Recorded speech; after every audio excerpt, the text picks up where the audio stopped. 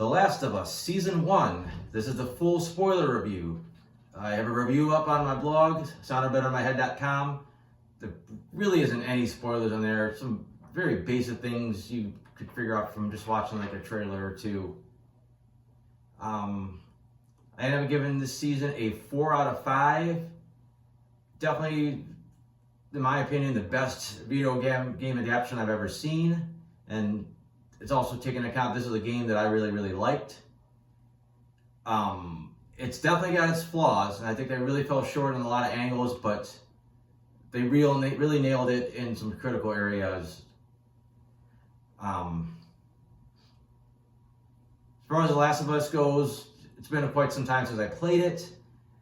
I definitely remember the big emotional beats, and I think the show nails every single one of those. Every moment in the game that I could think of that they really hit me and really stuck with me is on the show, and it's done well. There's some stuff in the game I actually forgot about, and when people pointed out that that's got translated to the TV show as well, they nailed that. So I can't complain about the emotional stuff. They nailed it. It was a little weird watching it because you kind of knew it was going to happen if you played the game, but it still worked.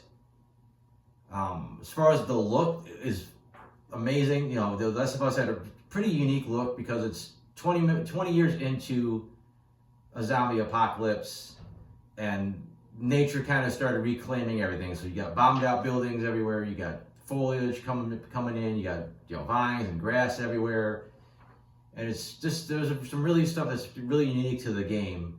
Like if you show me a screen caps from a video game, I could probably tell you, oh yeah, that's Last of Us. If you show me screen caps from the television series, I'm like, oh yeah, that's Last of Us. I mean, this is a very distinctive look, and they nailed it. They got it right in the costuming. They got it right in like just a lot of little Easter eggs spread out. So that was really well done. Where the show slacks is the action and the infected themselves. The game, I thought The Last of Us meant, the handful of human survivors. Apparently in the show, The Last of Us means the handful of infected that you're going to see. I mean, I think, not counting, if you get rid of the flashbacks, it's really only like 3 episodes that have infected in them. And even the flashback is only like 1 infected that makes an appearance. So I think there's like 3 episodes out of the 9 where there's not even a single infected that pops up. And it's like, they try to compensate by when you do see an infected, that they're all like super fast and like, it's like World War Z where they're flying at you to make them even scarier. But you didn't need that. I think that this game kind of felt like you could go around any corner or every building you go into, there's a chance you're going to encounter some infected. And in the series, it just kind of got to the point where like, yeah, they'll be all right. They'll get where they're going. Unless it's like a special occasion, then okay, there was some infected in there. The ones you do see look really good, especially the clickers look fantastic. It's dead on to the game. They're just as scary here as they were in the game. You do only see one bloater. He's a little overpowered because he kills everybody in his path and he can't be stopped. Obviously in the game you fight a few of them so they can be killed, but it's unnecessary. They didn't really need to get into that. But the big thing is this: most of the action is gone. Your good first couple episodes. They took out the little action sequence where Tess and Joel are trying to get the guns back, that's no big deal. I think it kind of helped the flow to take that out. They kind of rearranged some stuff, the stuff that happened when they were in Pittsburgh in the game with Charlie and Sam. They moved to the Kansas City and they had all the action kind of happen at once. So again, that's fine. The finale, like they just pretty much. They get there, there's the fireflies, and you're good to go. I mean, there was quite a few infected you had to get past to get to the fireflies. But the big one, when Joel meets up with Bill in the game, and they're trying to get this battery, there is so much going on. Especially there's this massive action sequence in the school. You got to fight your first bloater, and then even when you get the car, you got to push it to jump start it, so you're shooting at runners as they're coming at you. And there's nothing. By the time Joel gets there, Frank and Bill are long gone, and he just gets the battery, gets the car, and they head out. Like that whole major sequence is gone. And there's some other ones they took out. They took out when Ellie meets David, David. There's a big sequence in the game where they got to hold off a bunch of infected. Not a single one here. They just kind of hang out and bullshit. And it's like some of those fights are so memorable, and they're such a big part of like the experience of playing the game. To take almost all that out, just you're losing something. It just feels a little bit rushed. And it's the way it's set up. They kind of bring characters in, delve a little bit more into their backstories, like with the brothers, or even Frank and Bill. And then it feels like their time interacting with Joel and Ellie is so small, it's like they feel kind of insignificant to the overall plot. Where in the game, granted, you could take your time in the game and explore, felt like you spent so much more time with these characters. It was a little more impactful when they left, and they felt like they were a bigger part of the game overall. And like the show is kind of like, they introduce this episode, you kill them in the next episode. I think that's a lot of whiplash for people that don't play the game, that are like, wait, this guy got killed too? Now this character's killed, now this character's killed. I think it's kind of a lot. It makes the show even seem even more depressing than it really should be.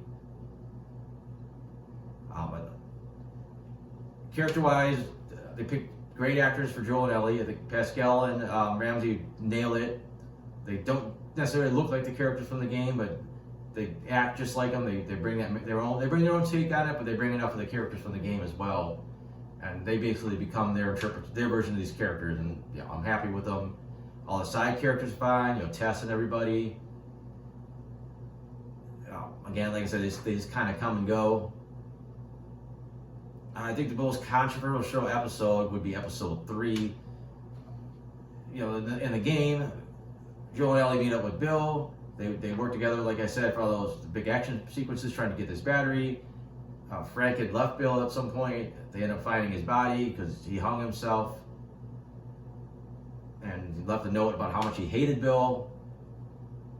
And the show, they completely changed it to like this big 20-year-long love story that ended with this double suicide, but it was like a beautiful thing. And it just took me out of show. A lot of people loved it. A lot of people were saying Emmys, the acting, everything was great. It's one of the best hours of TV. It felt like it just didn't feel fit.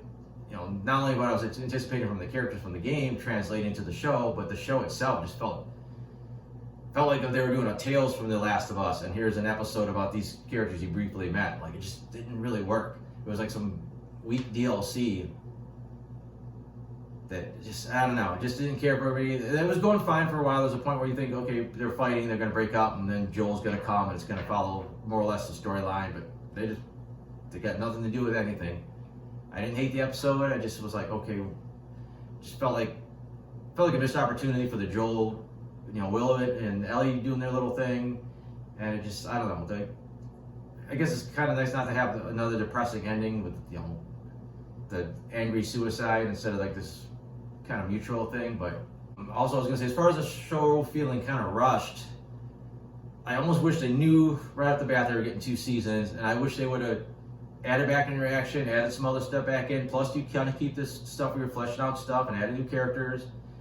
They had the nice bit where you briefly get to see, Ellie's mom. Even though I'm not sure how I feel about them going the Daywalker route for Ellie getting her immunity from her mom being bit, like right as she's giving birth. But what I almost wanted to see is a cliffhanger at the end of season 1 where Joel gets impaled, or in this version he just gets stabbed, and you don't know if he's gonna live or die, and you stop there, and you're about halfway through the game at that point, and you come back for season 2, you see that Joel's all right, and you get to the point where eventually you get to the end of the game and the end of the show. But instead, it felt like it was a little bit rushed. I don't know how they're going to do season 2, but that's a whole other argument right there. I don't want to get into it in this video. I think I got most of my gripes out about the show. Again, I'm not saying I hated it. I enjoyed a lot of it because they did a lot of it very well, and they nailed a lot of stuff in the game. But I think there's some significant stuff that they left out that kind of hurt the overall product. So let me look at my notes real quick, see if there's anything else I shouldn't be mentioning. Actually, before I get into them, I can do tell you right off the bat, I did like the nice little I like that they kept the title sequence with the same song from the game. It was loosely based on the title sequence from the actual video game itself. They kept that kind of that music.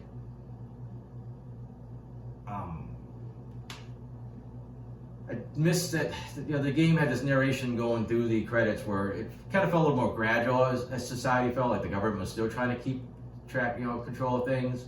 Where the show, they kind of imply like, oh yeah, society fell over the weekend, but then there's like, sounds like it maybe didn't fall over the weekend.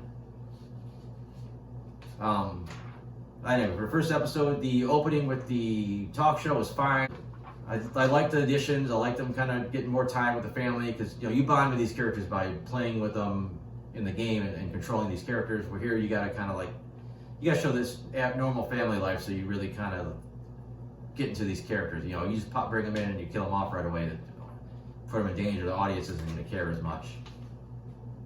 The whole opening sequence of, you know, them in the car and trying to drive through the city, they absolutely nailed it. Looks fantastic. You know, very similar to the game, just a couple, you know, tweaks. We added an interesting thing to the second episode where it was like a little flashback about a medical expert finding out about this infection and about the fungus. I thought that was a nice little moment. They made an interesting change in the show in two different ways, and it both ended up being irrelevant. In the game, you encounter rooms where there are spores. If you breathe the spores in, you get infected. So there's a lot of guys having to put on masks. They decided for the show that it doesn't spread like that, so they completely took that out. But ultimately, it didn't matter. There wasn't really exploring through old building sequences that much anyways, so it was a kind of a non-factor.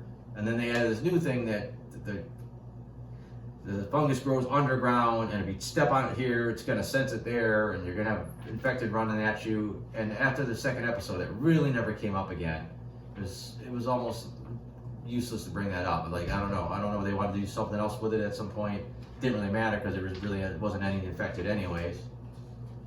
And another change I want to harp on a little bit, there's kind of this disturbing thing in the game where the earlier infected characters, the runners, you kind of see them like they were kind of in pain. It's almost like their brain was trying its best to fight this thing off, and they're kind of screaming a little bit and moaning and like kind of shaking. Like it's like as long as they weren't seeing you, if they didn't see you, they're off. Like it's like their bodies are trying to fight it, and if they saw you, then they would chase you. But none of that. They just kind of went around like Walking Dead style, and I don't know. It kind of lost that, you know, uniqueness. You know, that just that little extra bit of darkness that it added to have them. Like it's like they were still in there somewhere early on trying to fight it, and they just couldn't. I also did like that they brought a few things forward from the second game and kind of worked them in here, like Ellie's fascination with going to space, or instead of just having Tommy at the dam, they had the little town that we would see in the second game. Just, you know, stuff obviously they didn't really think of yet, and it kind of helps to flesh the whole thing out by bringing that in. And they were trying to really flesh out the bad guys too, like when you get to Kansas City and Pierce, and they're trying to flesh out these guys, and they also did it more with like David and his people later on. But I don't know, it just felt like you set all this up, and then they all end up dying anyways. It just kind of takes, again, away from the Joel and Ellie story. I like that they're fleshing this out, but it just, for as short as they're there, like, you know, I said, an episode and a half for a lot of these characters. It just felt like it wasn't worth the effort. Jumping ahead already to episode 6, you knew they were going to be fine, but there was a lot of tension between the music and the directing, and just Pedro Pascal's acting is when it looked like the dog was maybe going to smell Ellie's infection and kill her. Like, she knew she wasn't, but just for whatever reason, they just sold it so well. They had me on the edge of my seat, and it's like, I know they're going to be fine. And again, in the game, there's a very elaborate sequence. You know, Joel's got to fight a whole bunch of guys off. He gets knocked off this second story part of the building, and he gets impaled on the rebar. And here he like fights like really one dude, and he gets stabbed, and they run away from some other guys. It's more practical, but again, it's cut down on the action. It's kind of, it loses something. Now, interesting, I never played the Left Behind DLC, which is basically the bulk of episode 7. So it was nice to be a little bit surprised. I mean, I kind of knew roughly what happened. Again, they tone down the action sequence in this as well, because the infected are so super, awesome that one's enough to take out the two, fight the two girls. But nice sequence. I thought the emotional beats hit really well. I know in the game we get a little bit earlier, we get to see how ruthless Joel is when they're trying to get their guns back, and they cut that whole sequence out here. You do finally get to see it like late, episode 8, when he tortures those guys to find out about where Ellie is, and he just murders them both. You finally get to see that darkness come back out, which again, like, I don't know, like they kind of hint that he had a darker past in the show, but I think it kind of helps you know how ruthless he was in the beginning. I mean, you can get bits and pieces of it, but I thought it just would help a little bit more. And as far as the season finale, like I said, you take out all the infected and the early action sequences, but pretty much from the time they wake up Joel wakes up with the Fireflies to the end, it's, as far as I could tell, almost dead on to the game. I mean, there's almost no significant changes that they made, which it almost felt a little bit on the flat side, and Joel kind of like, took out all these armed guys pretty easily, especially playing the game. I know how hard that sequence was, and he kind of did it without breaking a sweat. But so it felt a tiny bit anticlimactic because he just zips through these guys like it's nothing, and then it's like, you get the ending that you would get in the game. But like I said, overall, it was a solid show. They said they left some pretty critical stuff out that I think could have like really just took it up to like a 5-star show. Again, and maybe they just needed more episodes, because the emotional stuff you got to keep. You could have got rid of some of the extra backstory stuff they added, though I think it does kind of help, flesh things out a little bit better. But yeah, like I said, soundofguardinmyhead.com. I have some more reviews on there. I have, like I said, the non-spoiler version of this is on there. For some reason, you decide to read that. Maybe it makes more sense if you could read it instead of me just blabbing. I have my comic strips on there, so check it out if you want to, and thanks for watching.